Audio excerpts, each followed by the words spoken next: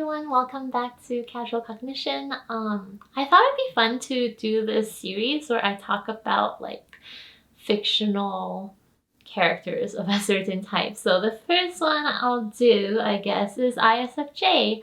Obligatory disclaimer, I guess, is that fictional characters, they don't really have types. Yeah, this is just for fun.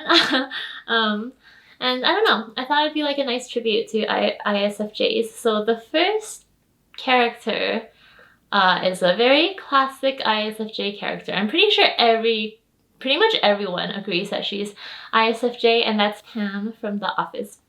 So she's a really likable character. I do think that her FE is evident in that, like, she doesn't really rock the boat, I guess, and she usually communicates with others in a way to not ruffle any feathers. Like, she would never really say something that might be offensive just because she thinks it's true. She usually tries to maintain the social, emotional atmosphere. Okay, and then her SI is shown because it's really part of the plot. Like, the whole plot is that she usually picks safe and traditional options. She decides to be a receptionist, and she doesn't really have any dreams outside of that in the beginning. So other than getting married to that warehouse guy, I don't remember his name. It's also kind of inferior in E because throughout the series we see that she's attracted to Jim and his antics. It's actually a really nice arc because throughout her love story with Jim, we see the aspirational qualities of her NE, and we actually see her NE getting a bit better, because I think at first she was opposed to Jim like moving away to pursue like his entrepreneurial career, but then she warms up to it, and she also starts doing art, which I think she thought that it was too fanciful, and like, what's even the point of doing this art? She was very pleased and happy with her routine, but throughout their love story, she eventually takes art lessons, and I think even has an exhibition. So that was pretty cool. I think, yeah, Pam is a pretty obvious one. So now let's move on to the next one, which is Detective Benoit Blanc from Knives Out. Okay, I love this one. I just had to do this one because I think he's totally ISFJ. And on the website Personality Database, which, by the way, I love that website. It's just so fun. I've spent like hours just looking up what people said about certain people's types. But for Detective Blanc, like, everyone said he's INTJ. I think almost every vote went to INTJ. I was just shocked. Why? I feel like it's part of this greater trend of stereotyping INTJs and stereotyping like kind of those cool, very intelligent, like very perceptive and intelligent characters as INTJ. Like, if a character solves a problem that's difficult to solve, boom, automatic INTJ. I really like the movie Knives Out, and when I was watching it, I just thought, like, ISFJ. Okay, so here are my reasons. So number one, he's super detail-oriented. Like, remember that, okay, oh wait, I should say that there could be some light spoilers. Like, very, very light spoilers. Okay, and this is a spoiler. He notices the thing, I'll just say the thing, so it's not really a spoiler. He notices the thing on the shoe, right? And that is something I feel like a inferior SE person would just not notice. Like, it's such a fine detail. Also, his process is very methodical. Okay, so it's not like this intuition, like NI eureka moment. Like, NI I associate with like, okay, you have 3 pieces of information, but then boom, like eureka, you know, you just have this vision of what happened and you just know everything. But that was not really represented in the film. I feel like he was very methodical. He was gathering multiple pieces of information over time. He's very patient. To me, he doesn't make any hunches. Like, he never really has any theories. He patiently collects bits of information And he only really reveals what he thinks at the very end. When every single piece has fallen into place, that's when he says, okay, this is what happened. Yeah, just slowly and patiently gathering little pieces of information, and he ties all this info together through, I think it's a process of like deductive reasoning. So I see TI there.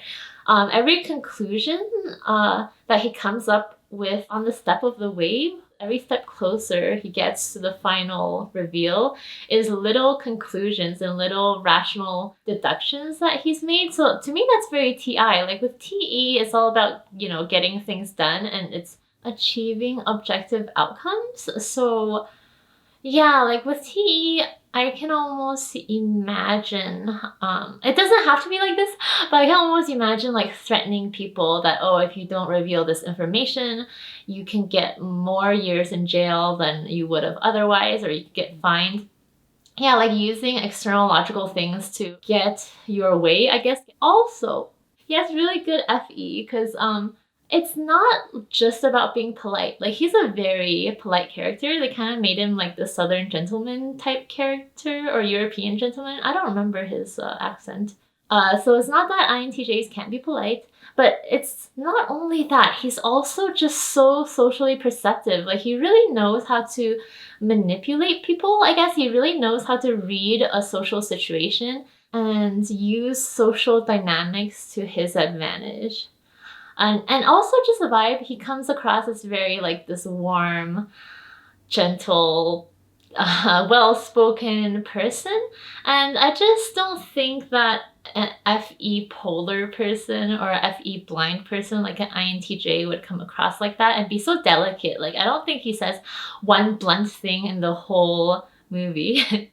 Okay, now moving on to Sansa from Game of Thrones. I think she's ISFJ. So on the personality database, the top opinion, I guess, was ESFJ. And I do see where people are coming from. And I might be more like heavily influenced by the book, which I haven't even finished reading. And it says that Arya is actually more socially extroverted than Sansa. So it says that Arya loves talking to all these strange people, all these new people, hearing about all of their novel stories, whereas Sansa is not keen on talking to strangers.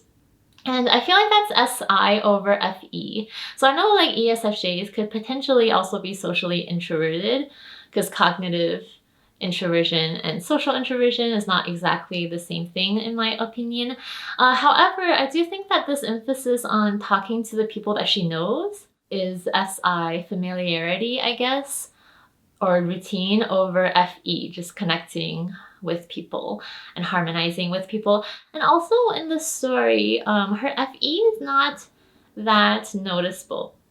Like, I know she's really young, so like she's not gonna be like the best social manipulator, but it really, there's not much emphasis put into that aspect about her relations with others. There's more emphasis put onto SI, like the sentimentality, just loving history and the old stories of yore. She loves like old stories of knights and princesses, just things like that struck me as super SI. Okay, and she's really young, so I think that the NE and TI, they're not very developed, so maybe in the later seasons of Game of Thrones, they get developed somewhat, but nothing's really coming to my mind. We probably all like wiped the later seasons of Game of Thrones like out of our minds. Okay, moving on to the next person, I put Sailor Jupiter or Makoto from Sailor Moon. Sorry if I mispronounced that. I looked this up on the database again, and it seems like a lot of people also said ESFJ, which is thinkable. Like, she is somewhat social, but I don't feel like she's that extroverted. Like Sailor Moon, for example, and Sailor Venus, they're more extroverted than Sailor Jupiter. And there's just not that much FE content. I think that people type her as ESFJ because she has all the stereotypes, like she's great at cooking, she loves taking care of people, but those things, you can be an ISFJ and do all those things as well. So in this story, I feel like there's a little bit more attention paid onto SI than FE. One is that she's obsessed with this previous guy that broke her heart or whatever, and literally every new guy that she meets, she It reminds her of like this guy, the senpai that broke her heart. I thought it was just really cute, and it seems like a SI sentimental memory. Also, she is very confined by traditional gender roles. Like, I know that's also just like a thing back then in Japan as well, just like a typical social thing. But they do emphasize that in her more so than like just any other character. Sailor Uranus, for example, she doesn't really care about social roles at all, and they're in the same time period and same location. So it says that she is insecure about being so tall and strong as a woman, and that's why she's developed skills like cooking and baking. So I thought that was quite SI, like trying to fit into those social traditions. Oh yeah, I almost forgot. She also has pretty good attention to detail, like with this conscious aspiration towards stereotypical feminine things.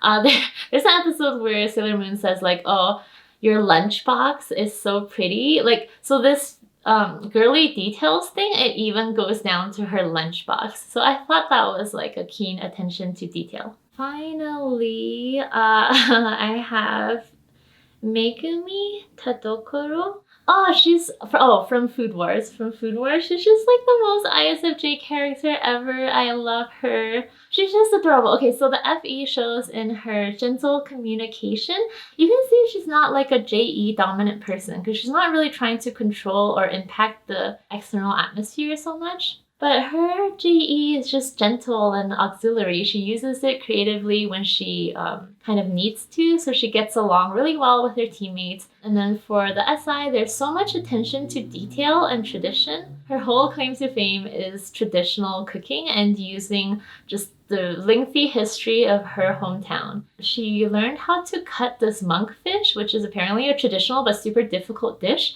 And she doesn't have like that SE, like I need to conquer this object. But with SI, she has a lot of persistence and practice. Like she woke up every day, I think, yeah, she woke up every day at the same time to slice this monkfish until she was absolutely perfect at it. Another point for FE is that she really considers the other person. Like with cooking, it's not about her ego at all. It's not about doing something new.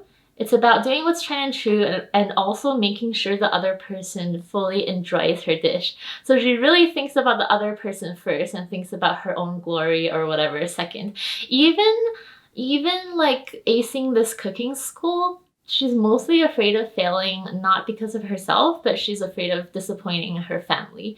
So yeah, lots of SI and FE. Okay, so now I think I'll do some honorable mentions. Jane Bennett from Pride and Prejudice. She's described as selfless, beautiful, traditional, and genteel. Basically like the perfect woman according to that era. And that is a very ISFJ archetype. Cinderella. Cinderella is obviously a big iconic character, and I put her at the end because I feel like she's the same. She's very similar to Sailor Jupiter, so I don't want to be too repetitive. Todoroki Yachiro from the show Working. Someone saved her a long time ago and she just became like indebted to that person basically, which I thought was very SIFE. Saya Mayoshi from the anime Servant Service. She's such an adorable character. She has so much FE. She follows the SI procedure, all that stuff. Jorah Mormont, also from Game of Thrones. That's just self-explanatory. He's like the perfect knight. He's so loyal. I don't think anyone thinks that Jorah is anything other than ISFJ. Yeah, that is basically it. Let me know if you enjoyed this video, I guess. And if you know any other ISFJs that you really like in pop culture, or if you disagree with any of these types, I would love to hear your reasoning. If you want to be typed by me or learn how I type people, you can check that out on my website, empiricalpersonality.com. Thank you so much for watching, and I'll see you next time. Bye!